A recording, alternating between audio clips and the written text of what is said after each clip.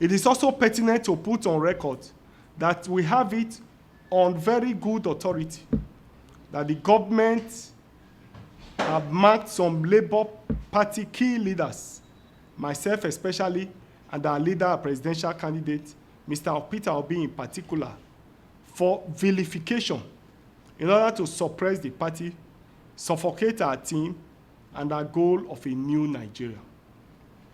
The planned persecution, intimidation, suppression, and harassment of our leaders using security agencies and all other government institutions will definitely be defended.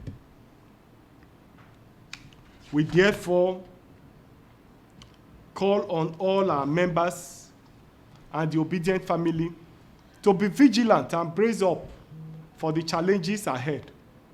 The struggle for a new Nigeria will certainly be tortuous and hard.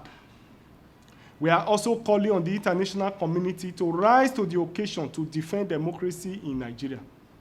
Your voices were loud and clear in condemnation of the outcome of the presidential election. As we approach the next stage of our democratic journey, we call on you to stand by the millions of Nigerians who are already pushed beyond their limits into unnecessary hardship, poverty, and penury.